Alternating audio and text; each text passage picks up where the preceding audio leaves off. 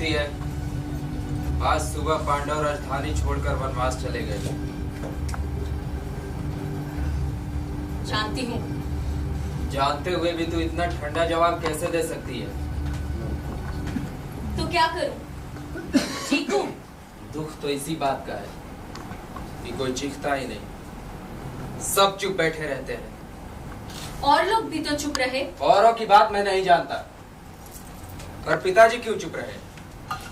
मैं सोचता था उनकी गर्जना से पूरी रात सभा कांप उठेगी, दुर्योधन का खून जम जाएगा, पर वे क्यों चुप रहे?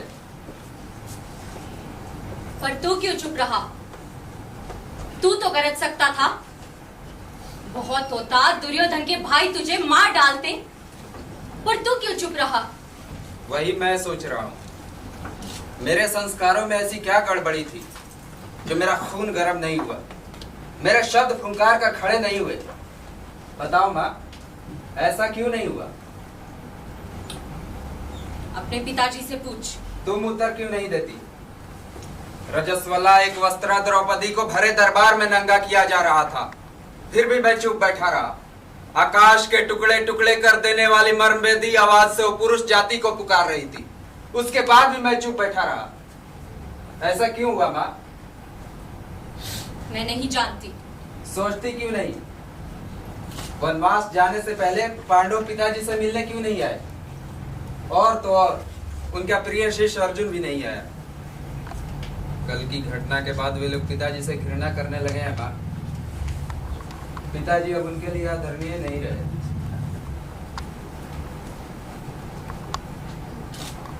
पिताजी,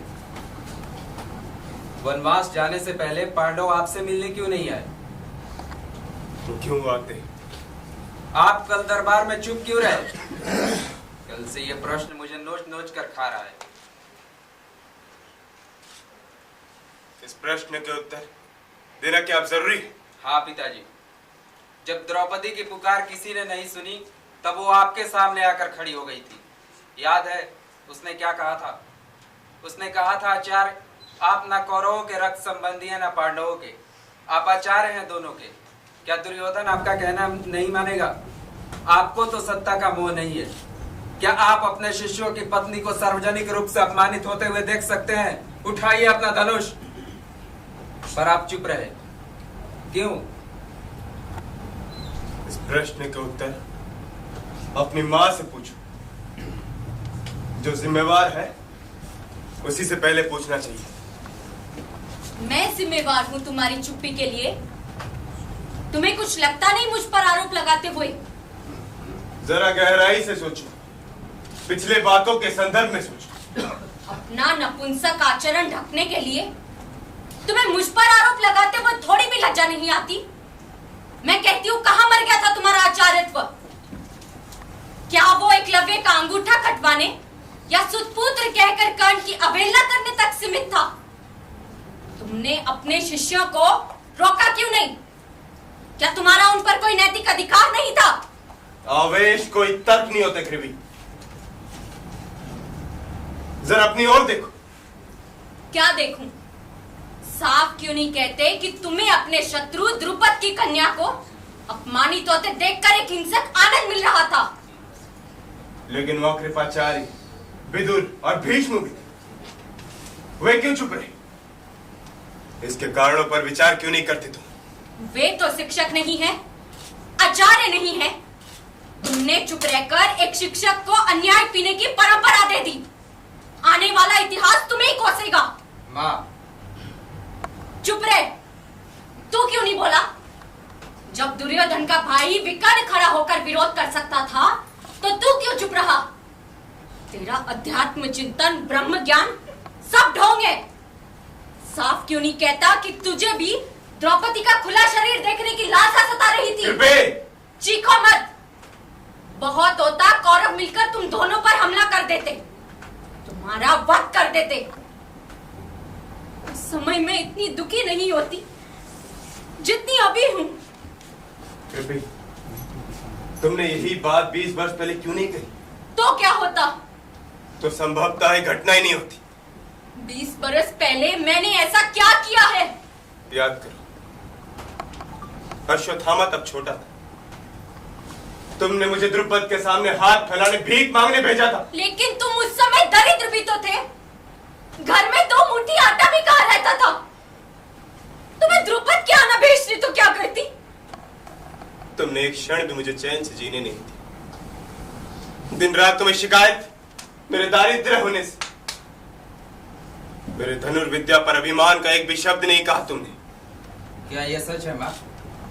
याद क्यों नहीं करते उस दिन का जब मैंने अश्वत्थामा को दूध के नाम पर आटे का घोल पिलाया था। वही दिन था। उस दिन भूख मेरे सिद्धांत से बड़ी हो गई। प्रतिशोध ने विवेक को जीता। उस दिन तुमने मुझे भड़काया।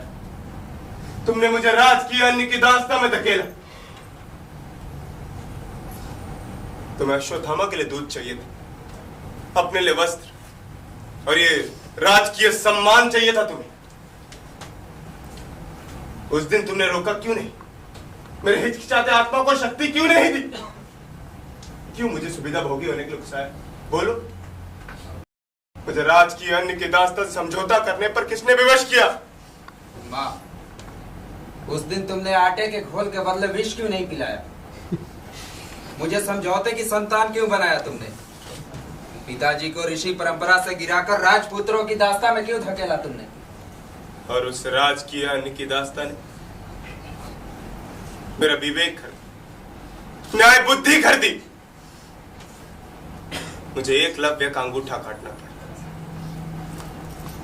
कर्ण जैसे होनहार विद्यार्थी को व्यवस्था की आड़ लेकर ठुकराना पड़ा। पक्षपात और शुद्रता ने मेरे स्वत्व को छीन लिया। अश्वत्थामा, उस समझौते ने मुझे कभी सही आदमी नहीं बनने दिया। तब मैं सही आदमियों का निर्माण कहां से करता? लेकिन तुमने उस राजकीय अन्न की दास्ता से मुक्त होने की कोशिश क्यों नहीं की? नहीं कर पाया मैं, क्योंकि उस दास्ता ने मुझे सुरक्षा दी, झूठी प्रतिष्ठा दी और सुविधाओं ने मेरी धार भोतरी कर दी। मेरे अंदर के उस आदमी को जगाया जो बदला लेता है, जो अपने अहंकार को संसार से बड़ा मानता है।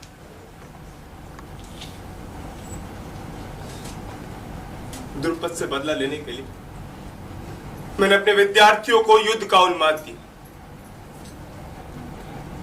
और उनका उपयोग केवल अपने स्वार्थ के लिए किया। मैं हर दिन एक छोटा आदमी होता गया। कृपया पिताजी, आप इस राजकीय दास्ता को छोड़ क्यों नहीं देते? जो कुछ न्याय है, सत्य है, उसका पक्ष क्यों नहीं लेते? नहीं बेटे, अब ये संभव नहीं। बहुत देर हो चुकी है। अब मुझे उसी का साथ देना जो मुझे अन्न देता है, वस्त्र देता है। अब इस अवस्था में परिवर्तन संभव नहीं। द्रौपदी के इस अपमान के परिणाम क्या होंगे पिताजी? युद्ध, सर्वनाश। मेरी दी हुई विद्या सहस्त्रों बलिदान लेगी, क्योंकि मैंने केवल शस्त्र चलाने की शिक्षा दी। केवल शस्त्र, उसके आगे ऐसा कुछ नहीं सिखाया जो मनुष्य को मनुष्य बनाता है। अश्वत्थामा, मुझे जलता हुआ भविष्य दिखाई दे। दिशाओं को बहरा बनाने वाला युद्ध का कोलाहल सुनाई पड़ रहा है मुझे।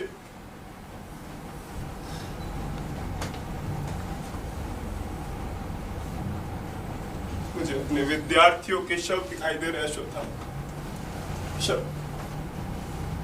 अपने दारिद्र्य से बदला लेने की मेरी हिंसक भावना आज मुझे ग्रस रही है। अश्वत्थामा, आज मुझे ग्रस रही है। अश्वत्थामा।